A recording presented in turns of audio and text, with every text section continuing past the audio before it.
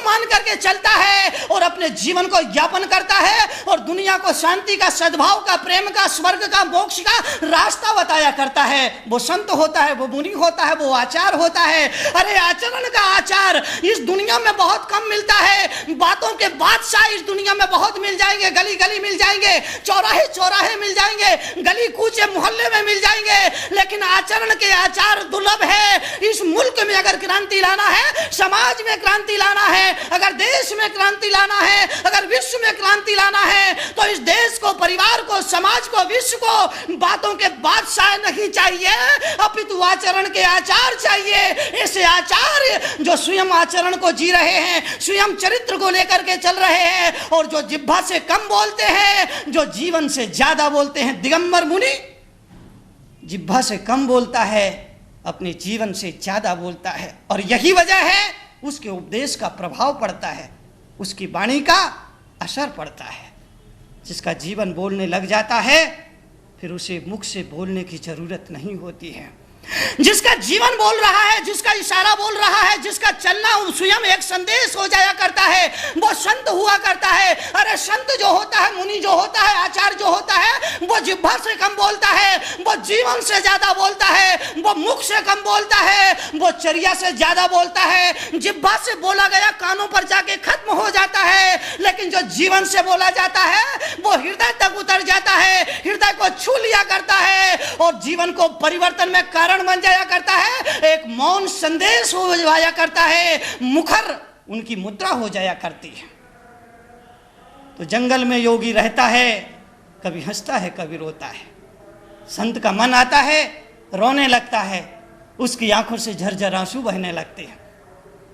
उसके रोने की वजह आप नहीं समझ पाएंगे। अगर किसी संत को कभी रोता हुआ देख लो, उसकी आंखों से झरझर बहते हुए आंसू को देख लो, तो शायद तुम उसका अनुमान नहीं लगा पाओगे कि किस वजह से ये आंखों में आंसू है। एक मुनि हैं मेरे साथ में, वो रहते हैं। एक दिन बैठे बैठे सामायिक कर रहे थे और सामायिक करते करते उनकी आंखों से दो आंसू ढुढ़क पड़े। इसी बीच एक महिला उनके दर्शन करने आई।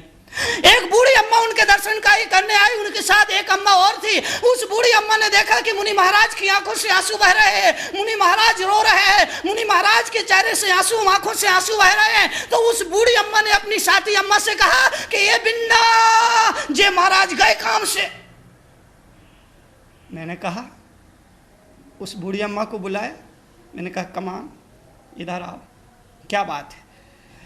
उस महिला ने हाथ जोड़ के कहा, महाराज श्री, वो मुनि महाराज हैं दूसरे वाले, वो रो रहे हैं। मैंने पूछा क्यों रो रहे हैं?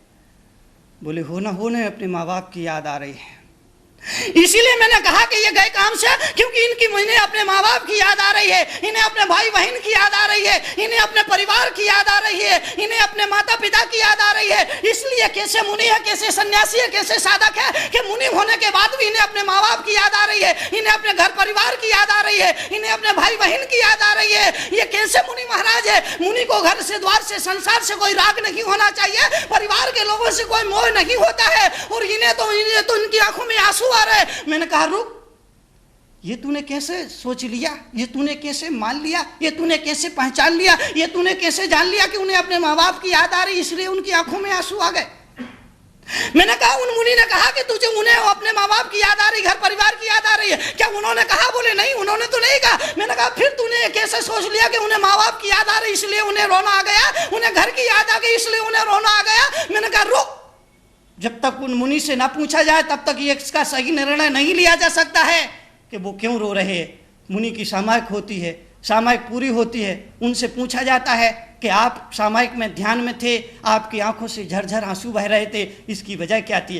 तो मुनि ने बताया कि मेरी आंखों से आंसू बह रहे थे, बिल्कुल सच है, मुझे रोना आ गया, बिल्कुल सच है। मैंने कहा कि उसकी वजह क्या है? तो उन मुनि ने कहा कि जब मैं सामायिक कर रहा था, ध्यान कर रहा था, भजन कर रहा था, कीर्तन कर रहा था, जब मैं परमात्मा के ध्यान में डूबा था, उस समय में बैठा बैठा सोच रहा था कि हे भगवान, जन्म मरण के दुखों से मेरा मन भर गया है, अनादिकाल से 84 लाख योनि में भटक रहा है, और कब तक मुझे भटकना पड़ेगा? कब तक संसार के दुखों को मुझे भोगना पड़ेगा?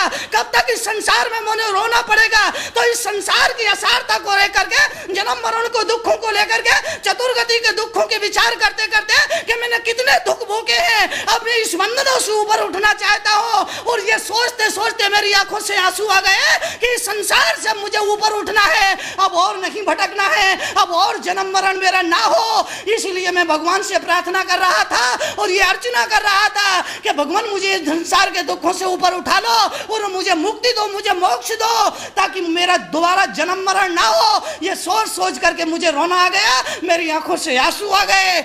मैंने उस महिला से कहा, अब कहो कि मुनि महाराज क्यों रो रहे थे। उस महिला ने अपनी अपराध के लिए क्षमा याचना की और कहा कि मैं भूल में थी और मैं गलत विचार कर बैठी। इसलिए मैंने कहा कि जंगल में योगी रहता है, कभी हंसता है कभी रोता है। संत बड़ा मस्त मौला होता है, कभी हंसने लगता है कभी रोने लगता है। हंसने का कारण तुम नहीं समझ पाओगे। अगर संत कभी अकेला बैठा बैठा मुस्कुरा रहा है तो तुम कहोगे ये कैसा मुनि है, कैसा आचार्य है, कैसा संत है कि वो अकेला ही बैठा बैठा हंस रहा है, खिलखिला करके हंस रहा है, मुस्कुरा रहा है। लगता है कि मामला कुछ गड़बड़ है। तो संत की मुस्कुराहट को भी नहीं समझ पाओगे और संत के रोने को भी नहीं समझ पाओगे। संत अपनी मस्ती में हंसता है, अपनी मस्ती में रोता है। तो जंगल में योगी रहता है, कभी हंसता है कभी रोता है। न रोने का कोई कारण है, न हंसने का कोई कारण है। हर पल चैन बरसता है, पल भर को भी ना फंसता है। हर पल चैन बरसता है, पल भर को भी ना फंसता है। वह फिरता नंग धड़ंगा है, नैनों में बहती गंगा है। वह फिरता नंग धड़ंगा है, नैनों में बहती गंगा है। एक मुनि महाराज की दीक्षा हो रही थी, दिगंबरत्व की दीक्षा दी जा रही थी। पानीपत की बात है। आचार्य पुष्पदंत सागर जी महाराज के द्वारा एक जिज्ञासु के, एक साधक को, एक ब्रह्मचारी को मुनि दीक्षा दे गई। और जब मुनि दीक्षा दी जाती है तो दिगंबर परंपरा में सारे वस्त्रों को त्याग कराया जाता है। सारे वस्त्रों को त्याग करने के बाद वो महावीर का साधु हो जाता है, वो दिगंबर मुनि हो जाता है। अरे दिगंबर मुनि वो होता है जो समाज की नग्नता को ढकने के लिए अपने तन के वस्त्र तक उतार करके फेंक देता है। और प्रकृति ने जिस नग्न स्वरूप को देकर के बच्चे के रूप में भेजा था, उसी नग्नता को लेकर के, पवित्रता को लेकर के पुनः समाज के बीच में आ जाया करता है। वो दिगंबर मुनि होता है। तो जब दिगंबर मुनि की दीक्षा दी जा रही थी, आचार्य पुष्पदंत सागर जी महाराज जी के द्वारा एक बंधु ने पूछा कि सारे वस्तुओं का छोड़ दिया, और उन्होंने कहा तुम बने